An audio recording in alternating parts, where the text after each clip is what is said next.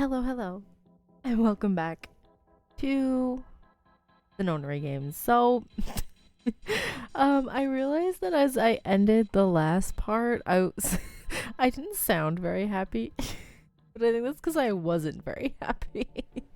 I struggled immensely with the puzzles, and you know what? That's okay. I think I'm almost at the end because if I look at the flow chart here, there's two more after this there's two more areas and then it branches off into possible endings. It was interesting. I guess this is the different branches, like if I would have went in a different room, right? Interesting. But yeah. The game's interesting. I think it could use a little bit more action, not gonna lie. Um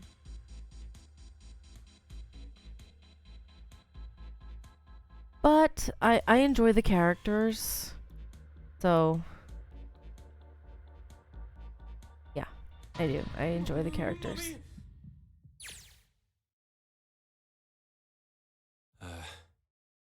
Mommy. Ugh. But like as I was saying, like so far, only one character has died, and honestly, maybe I'm just so used to Danganronpa that I'm like, someone else needs to die. No, actually, two characters died. Snake died too. I forgot about him. Oops. But maybe I'm so used to Danganronpa where it's like characters are dying left and right, and I'm like, no one's died in a long time. Anyway, Just kidding. he smirked heartily at his own joke. Really? I like Santa. I hate that his name is Santa. I mean, I understand it's from the Japanese for 3, but still. It could have been anyone else. Even just calling him San, I would have been okay with. Junpei grumbled and shook his head. Whatever. Just open it. Okay.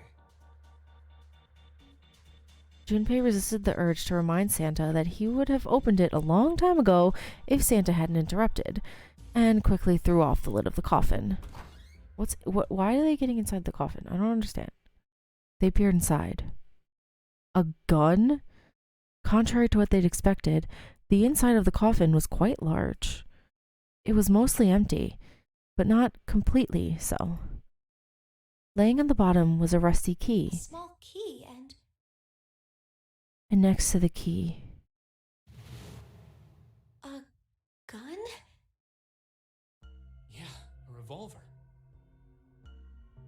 the music's good. I like the music in this game, like especially this more tense kind of music. I think it's good. It's good. It looks pretty old. I wonder if this is a replica. Junpei reached down slowly and cautiously picked up the revolver. In his hand, it felt heavy. This thing is... He checked the cylinder. There were 6 bullets. Are these real bullets? Yeah, pretty sure, my guy. The barrel was rifled, and nothing seemed to be blocking it. As Ace had said, the gun was a very old one. However, it appeared to have been well maintained. If it was a real gun, Junpei thought it would most likely function perfectly. If it was real. Oh, if this is real... Oh. Holding the gun made Junpei feel unpleasant. Carefully, he placed it back in the coffin. You're not gonna take it? Of course not. All something like this is gonna do is cause more trouble. It's a powerful weapon that gives one person a huge advantage. That's true. Something like that would be way too dangerous to have around. We're in enough danger already. Yeah, I suppose you're right. Maybe Zero put this gun here, hoping that something like that might happen. In other words, maybe he put it here to make us fight each other. In that case, we should most certainly leave it here. I, for one, have no desire to let Zero control me. Me neither. I wonder if Zero is one of them. That would be interesting, I think. The others nodded. They had no desire to be under Zero's control either. Okay, we've got that figured out.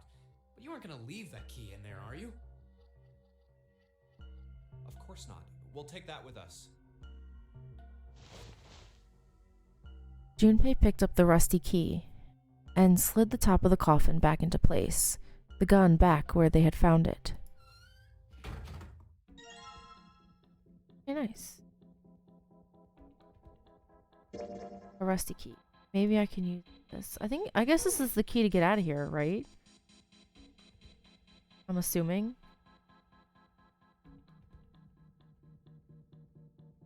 Let's just put this key in here and yes, sounds like that did it. Yay! Looks like it's open, Jumpy. I see.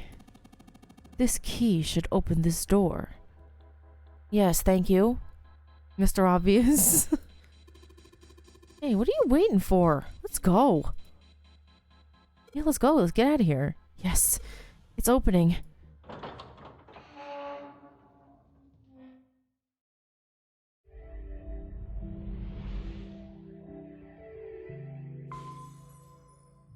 I found it. I found the escape. The hallway that left the cargo room headed straight towards the stern. A long hallway, huh? Let's check it out. Junpei and the other three proceeded down it, silently. Some distance along it, a large room opened up on the left-hand side. It looked familiar. An iron gate covered each of the elevators. Junpei and his companions drew to a stop and began to discuss what their next move should be. We've seen this elevator before. I guess they were on the other side of it. We got off the one on the left just a little while ago. Then we went through the number 6 door, and that took us to the engine room. Yes, and after that we passed through the cargo room. And now we're back here. In other words, we made a loop. We're back where we started. Junpei approached the elevator. We needed a card to get to this point. I don't see a card reader here. Perhaps we aren't able to activate it from this location. Why don't you just try pushing the button? Yeah. Gently, he pushed the triangular button on the wall. A moment passed. You just push the button. It works.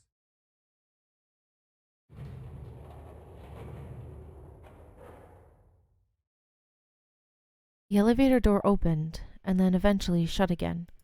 I think so. Pushing the button had apparently restored power to the elevator. Good. Now we can go back if we need to. What do we do? Should we return to C deck? No, this hallway keeps going. Even if we do end up going back, I think we should see what's down there first. I agree. Let's go. Makes sense. Explore all the possibilities. Their decision made, Junpei and his companions left the elevators behind and continued down the hallway. Sometime later, Looks like it ends here. Santa, who had been walking several paces in front of the rest, suddenly stopped. Only one door. They searched around just in case. There isn't anything else. It's the only way to go. It was the door or nothing. All right, let's open it. Oh boy, am I going to get more puzzles? Junpei took a deep breath, readied himself, then grabbed the doorknob and pulled the door open.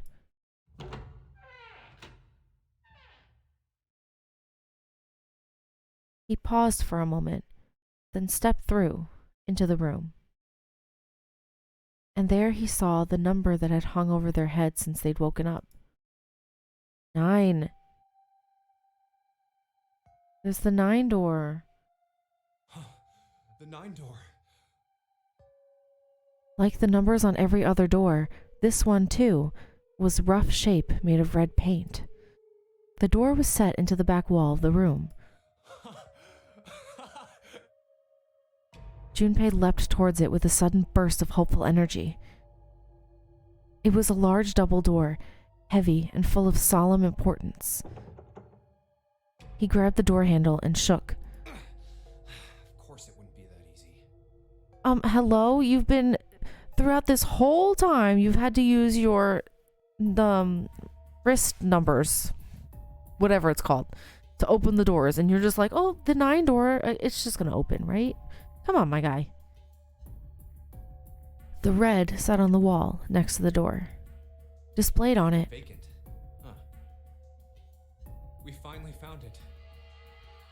Junpei felt himself overwhelmed by a torrent of emotion. At last, they'd found the exit, but cold gripped his heart, and he knew all too well why. As he stood, frozen, unsure of what to think or feel, Jumpy! Huh? Look! Behind you! huh? He spun around and couldn't believe what he saw. What? What's happening? A 9 door. There's 2? There's another one. There's 2 9s? Which one is... What? Which one do they go in? Why? Junpei's voice was barely audible, even to himself. He stumbled forward, towards the second door, as if somehow compelled. It was a small single door. It sat in the starboard corner of the room, on the same wall as the other door they'd entered from, but in the opposite corner. It's 9, no matter how you look at it. The red is there too. So this is a real one? There's 2? Which one do they need to go in to get out of here? Is this what we need to figure out? Junpei shook the door handle pointlessly and muttered to himself. Why the hell are there 2 doors? Just to confuse me. It was Santa who answered. There were always 2 doors. I mean, if you think about it. That's true. There always were 2, and they always split up. He's right. Zero never actually said there was only 1 door with a 9 on it. It is hidden, but an exit can be found. Seek a way out. Seek a door that carries a 9. Of course, we just assumed that there was only 1. After all, why would there be more than 1? Oh, man.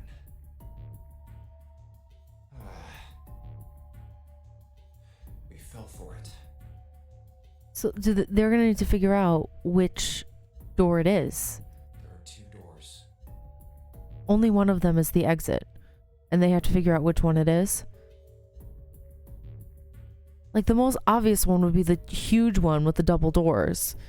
But then again, if it's the most obvious one, maybe that means the smaller door is actually the exit, you know? That means that all 9 people who had met at the central staircase could escape. No one would be left behind. Now it makes sense why the bracelets are numbers. 1 through 9. Divided into teams of 4 and 5 people. The digital root of both teams ends up being 9. Oh no. Wait, so now that 2 of them are dead, there are people who are going to get left behind. If they all just stuck together and did it all together, they would have all been able to escape. But now this time, only a few of them can escape. Oh man. Take 1, 2, 7, 8 and 3, 4, 5, 6, 9 for example. The digital root for both teams would be 9. Or 2, 3, 4, 9 and 1, 5, 6, 7, 8. The digital root is still 9. That stinks. That's awful. There are a bunch of combinations that work and they all end up the same way. If one team has the digital root of 9, So would the other one. What does that mean? The answer's simple. From the very beginning, the Nonary game was designed to save all 9 people. But now that's impossible that 2 of them are dead. That's how it was meant to be. Zero didn't lie. He never said there'd be only one 9 door.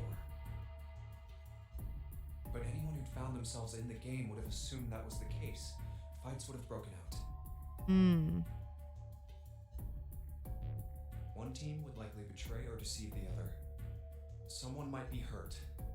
Someone might get killed. But eventually, they'd reach this very same room and realize how pointless all their infighting was. There were 2 doors. There was no need to kill each other. Oh, so both are exits. Or is just one both are exits. But now it's impossible for them all to get out now. Because no 2 groups will add up to 9 this time. Because two of the characters are dead. They'd understand and be appalled, overwhelmed with guilt at what they'd done. This game was designed for that purpose. That's sneaky. That kind of mind game. Who would think to do that? Like, who is the mastermind behind this? Is it one of these characters? It has to be, right? They're not just gonna introduce a random character. This Nonary game. We were all arguing and fighting over doors at the beginning. But if there had been one slip up, one tiny mistake that led to more, everything could have been so much worse now. The thought of it sent a chill down his spine. So, what are we going to do, Junpei? What, do they need to now decide who's going to live? A voice broke through Junpei's frantic thoughts. Santa's voice. Huh? Oh, right. Hey, keep it together, man. Sorry. Jeez. So what do we do? What do you... We need to think about our next step. They wait for the others.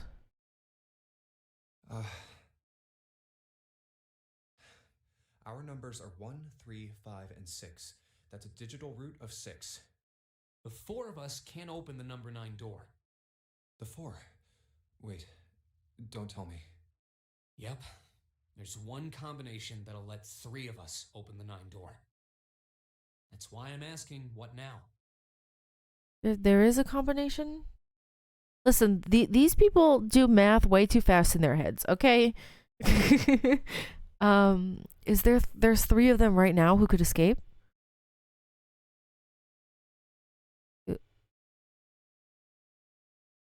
Which one is they are 1, 3, 5, 6. 3 of them could escape right now.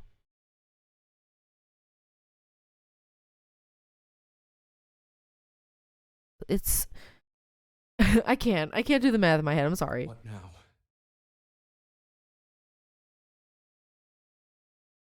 It took him no time at all to determine the answer. There was only one combination of 3 people that would give a digital root of 9. 1 plus 3 plus 5 equals 9. Oh, so it's June. June can't go with them? That would mean... No, we gotta go back. That wasn't a possibility he was willing to consider. Santa and Ace agreed. Yep. I agree. We cannot leave June behind. Junpei let out a breath he hadn't realized he'd been holding. Am I reading a fan fiction? No, I'm just kidding. But like, ever since every time I see that line in like a book or a game or wherever it is, I'm like, oh my goodness. He let out a breath he didn't realize he'd been holding. Are you sure? I don't mind staying. But either way, even with when the others come back, they can't all leave anyway. Right? I can't do this quick math in my head, okay? Even though it's very simple math, I'm still like, I need to think about it for 5 minutes before I can decide. June's body betrayed her true feelings. Her eyes were wet with the beginnings of tears, and her legs shook. It's okay. There's no way we'd leave you behind. Santa had said what Junpei had known the moment he realized which 3 people could go through the door. Besides, I'd rather drown at the bottom of the ocean than escape with this sausage fest. Oh my god. Why? Why do you have to go and say these things, Junpei? Ugh. Maybe I'll get to go to Atlanta. Are you sure you don't mean Atlantis? Huh? Oh, right. I can't.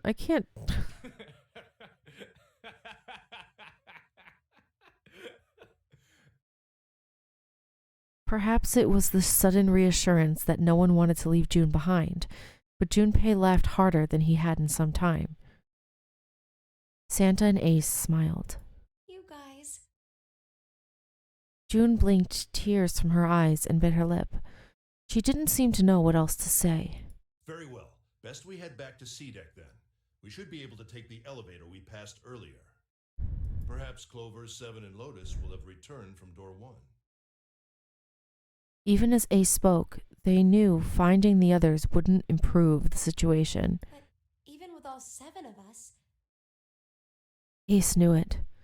They all knew it. Standing around here isn't going to accomplish anything, don't you agree? Let's find the other 3 first, and then search for another solution. I guess you're right. All right, let's go. Ace looked at all 3 of them, then turned and headed through the door. Yeah. Okay. Santa and June followed. Huh. Junpei started towards the door, then stopped. Come to think of it, what is this room?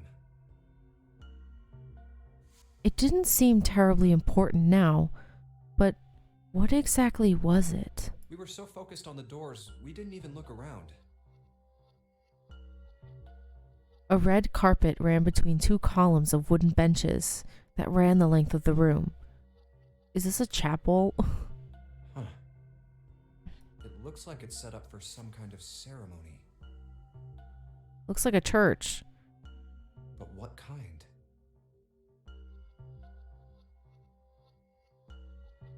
Facing the 9 door was the carpet leading to the bow of the ship.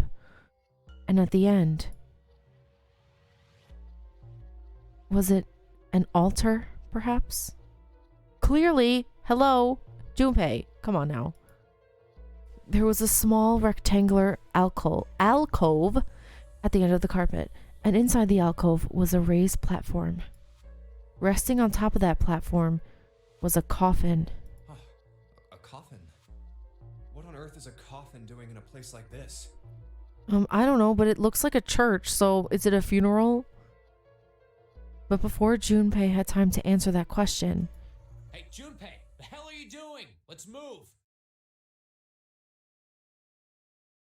Santa's voice echoed from the hall outside. Right, okay. I'll be right there. Junpei turned on his heel and left the quiet, somber room.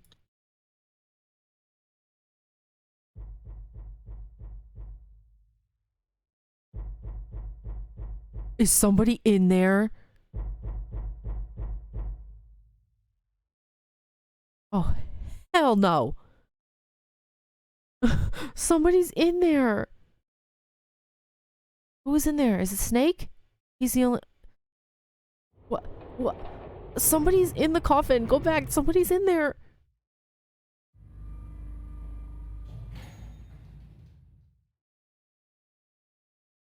They took the elevator up to C-Deck.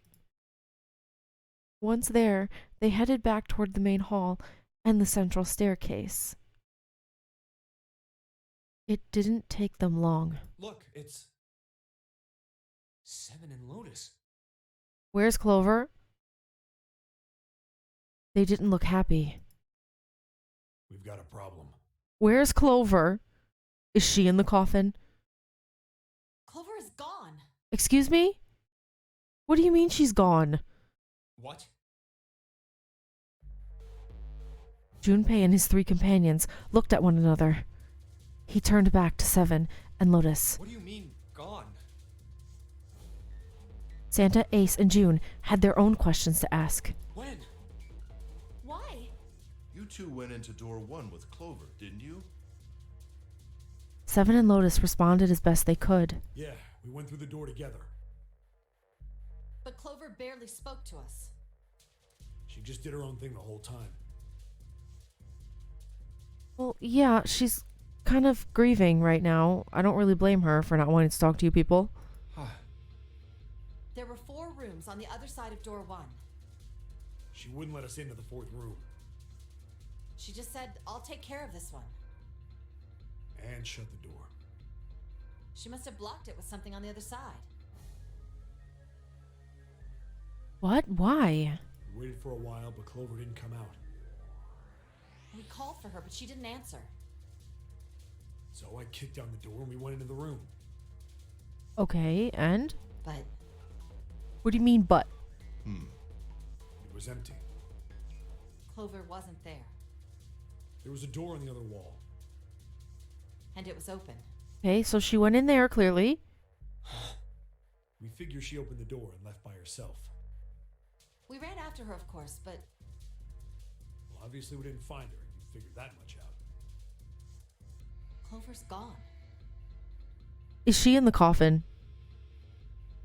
Junpei thought for a moment. When did this happen? We got here just before you. You certainly have excellent timing. So you haven't searched anywhere other than near the staircase? No, we haven't. Finally, Ace spoke. His voice had an edge of resolve and concern. Very well then. We'd best separate and look for Clover. We haven't much time left. Let's begin. Yeah. There were quick nods all around, and the 6 remaining players spread out.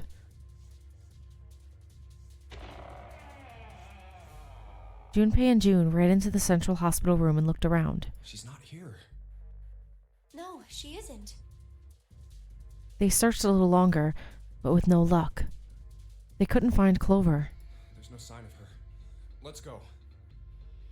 Finally, they gave up and left the central hospital room.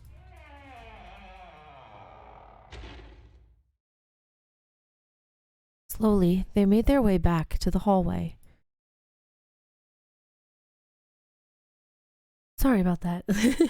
Sorry about that cut. I had to stop playing. But I'm back, and as you can probably hear, my voice is not great right now. I'm sorry. I figured that this was a pretty safe game to play while my voice is pretty bad because it has voice acting. So like as much as I want to play Danganronpa, I'm going to play this one. But anyway, they are looking for Clover, who is missing. Yeah. At last, they reached the stairs, and Junpei spoke. All right. I'm thinking we should probably split up. I'll head back to the stairs and take the elevator down to E deck. June, you can take the stairs up to B deck. All this talk about the decks, listen. I'm not 100%. Like, I can't picture the ship in my brain. Like, E deck, B deck, I have no idea which one that is. But, like, E is lower or B is lower? I can't remember. I'm sorry. All right, that sounds good. But, What? could you stop calling me by that code name when we're alone? Oh, jeez. Yeah, just call her name's Akane, right? So just call her Akane. Akane Tyra? Huh? Oh, sure. right. I'll do that.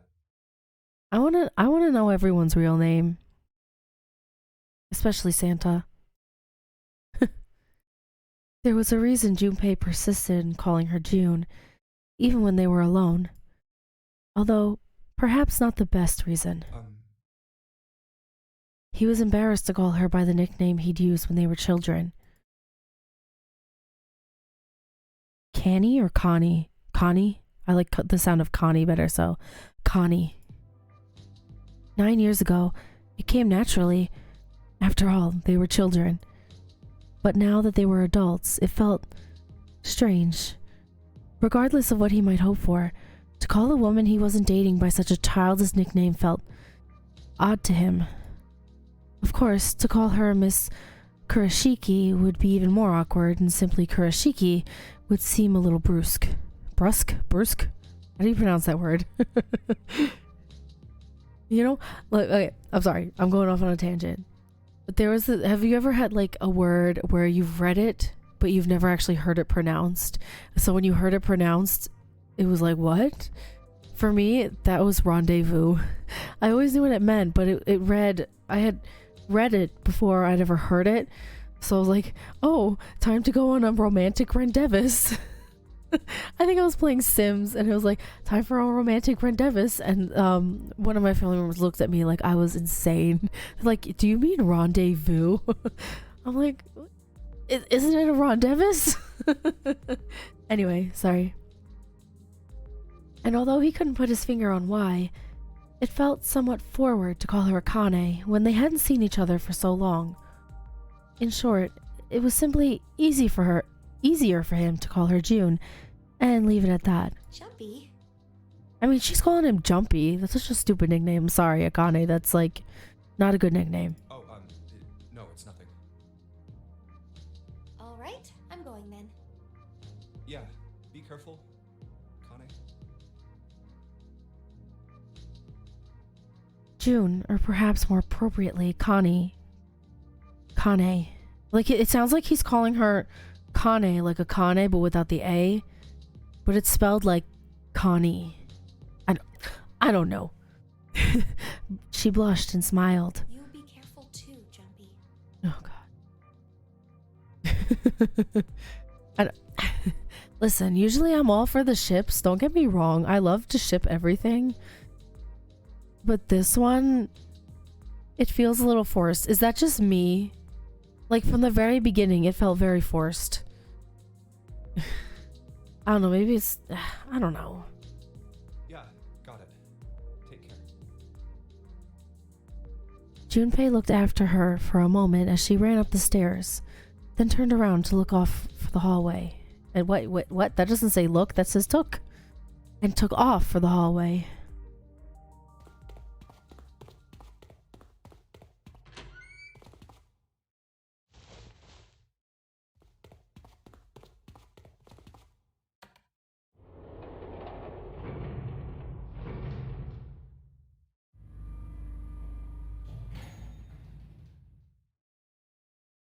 Tragedy always strikes when one least expects it. But to wait for a man to stand before striking him down seems almost crueler than dealing the fatal blow while he lies on the ground. This is concerning. Is Clover dead? A light in a dark place. June's smile had given him hope, both for escape and possibly for something else. Oh Lord, it's not gonna happen. No, probably will, but meh. It's very meh to me. They don't seem to, I'm just saying, they don't seem to have all that much chemistry. It seems very forced. It was that hope that raised his spirits just enough that they might soon be fully dashed. He opened the elevator door, and there she was. A woman sat, slouched against the wall. Lotus. What? Junpei felt his blood turn to ice. Her body was limp and her skin, smooth and pale as always, what? Was covered in bright red blood. Excuse me? What? How did that happen? I'm so shocked. I'm sorry, what? Was she shot in the chest? Oh my god. I thought he was talking about Clover, not Lotus. That's a plot twist. Junpei felt his chest constrict. He couldn't breathe, and his legs began to shake. A slow, cold drop of sweat trickled down his back. He felt his stomach somersault. Junpei's mind went blank.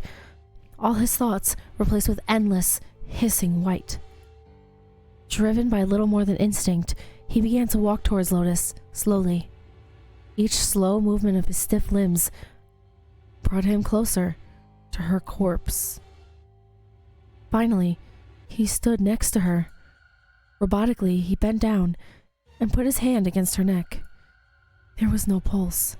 Oh my gosh. I was not expecting that at all. Who did this? No rise and fall of breathing.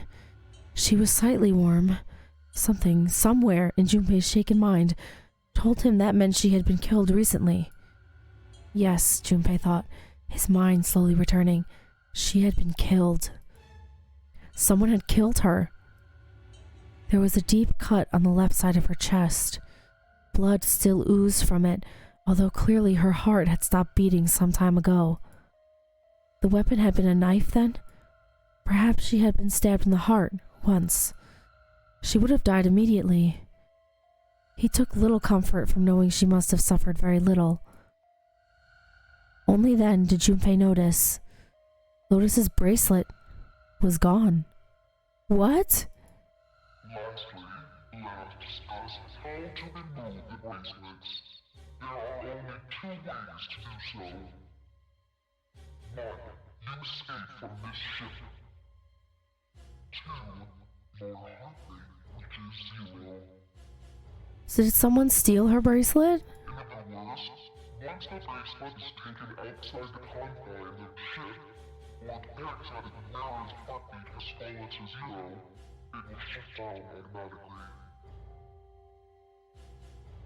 Was that why the killer had ended Lotus's life? So that they might have the number 8 bracelet?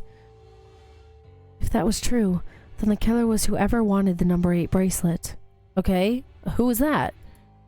Or perhaps more accurately, the person who would gain the most by obtaining the number 8 bracelet. Who is that? Who would benefit the most from the number 8? So you want the digital root of 9? The thought had only just entered Junpei's mind when... What? He heard a noise. A sound like a sharp knife cutting through wet meat. Ew! Oh, I don't like that simile. It struck him as strange that the noise came from inside his own body. A moment later, the pain hit him. It wasn't merely pain. There was heat, extreme heat as well. He felt as though molten iron had splashed against the side of the body. Wait. Okay, I'm sorry. He's just been stabbed. And so I guess they want the 5, the 8. Like, is it Clover who's doing this? But then she's 4. I'm overthinking it. I gotta keep going. Finally, his brain made the connection. He had been stabbed. But where? His body was quickly going numb. He couldn't tell where the knife had met his flesh. Given the circumstances, however, he had most likely been stabbed in the back. Metaphorically and literally. Whoever had killed Lotus had now done the same to Junpei as well. His voice was little more than a weak groan. With what little strength he had left, Junpei turned his body, trying to catch a glimpse of his attacker. Who is it? But as he did, the knife dug itself in deeper, twisting viciously. Who is it? You know, it would be an interesting twist if it was Akane doing this. Or June.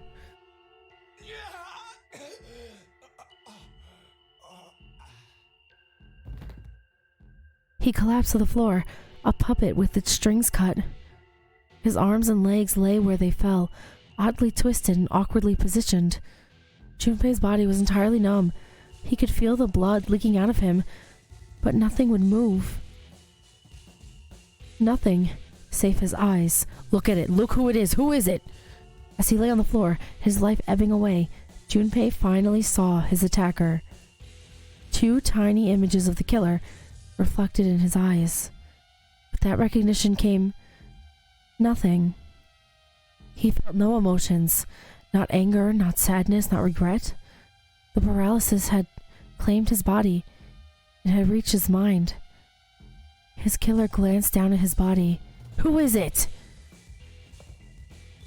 Who is it? Who is it? Why are they telling me who it is? Then, without a word, climbed into the elevator and was gone. No, who is it? We've been playing as Junpei this whole time. We should know who it is. If he sees them, we should see them. Don't do this to me. His eyesight began to fade. The world's grew blurry. I can't speak. The world's glue? I'm sorry. Apparently, in addition to having no voice, I have no ability to read. The world's grew blurry and began to dissolve into an empty white fog. I didn't expect this game to go like from 0 to 100 so fast. The fog crept into the edges of his mind and worked inexorably inward. Soon, it swallowed up the last that remained of Junpei's mind, and his consciousness left him. Wait, are we dead? There was nothing more. Into utter emptiness he fell. Into zero. Wait, what? Whatever Junpei had been was gone. Wait, what? What? I got a bad end? Girl. How did I get a bad end? Wait, what just happened? What? What the heck? Wait, he faded into zero. Is he zero? What is happening? I got a bad end. Cut and run. How do I not get that end? I'm so confused. You have reached one ending. This game has multiple endings. Clearly, because I got a bad one. Oh my gosh. Getting bad ends gives me so much anxiety. In order to experience all the endings, you need to play through the game multiple times. I'm not playing through that game again. How do I not get this ending? Make sure to save your progress now to retain all information you've acquired. Memory of Escape has been added to the title screen. Memory of Escape enables you to replay the escape rooms you have completed. Would you like to save the information during this playthrough? Yeah? What just happened? I got a bad end. Okay. So I'm back. Anyway. I looked up. Okay, so I can skip. Sorry. Basically, that's the ending I got. I have to go back, I think, to the beginning of the game to get the other endings, because there are a bunch. Clearly, I got a bad one. But oh jeez, hit my hand on the desk. I'm so shocked. I didn't expect that at all. Okay. So what I think I'm gonna do is this. I think I want to, in the next part, I'm gonna end this part here. This is my ending. This is the ending I got playing the game without, you know, going through it and just playing it as a go. So yeah, I got the bad ending from the very get-go. But I'm going to go back in the next part, in part 10, and play all the endings and see how it ends. And then,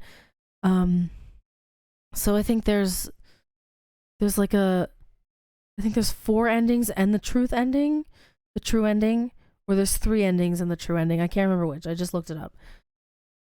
But, yeah, I'm going to do that in the next part. Just kind of go through all the endings and see how the story plays out. Because this ending that I got feels very anticlimactic. Like, you can't just leave it like that. Like, it's not like you can get one ending and be like, okay, I'm satisfied with the way that ended. I'm gonna move on to the next game. No. I have to go back and I have to see all the other endings. That means I'm gonna have to go in other doors. I'm gonna have to deal with more escape rooms. Not my favorite, but we'll do it. And yeah, I'm gonna see if I can get all the other endings. I think what I got was the knife ending. And there's a submarine ending, axe ending, true ending, safe ending, and there might be another one. But yeah, definitely the kind of game where you can't be like, okay, I got the one ending and I'm gonna stop now. You have to get them all, I think, to really understand the full story. So what I'm gonna do is I'm gonna go back to the beginning and try to get all the other endings, but I will do that in the next part.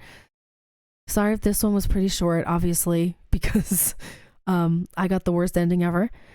But yeah, that was the one I got, and I'm gonna go back and play the rest of them. So I will see you in the next one, and I think the next one will be the final part of my playthrough of 999. I do have the other two games as well, which I will play. So it's not the end of Zero Escape, but it will be the end of 999. So yeah, I hope you enjoyed it, even though I got a bad ending. And I will see you in the next one where I do all the endings and try to figure out what on earth is going on here. So yeah, bye bye.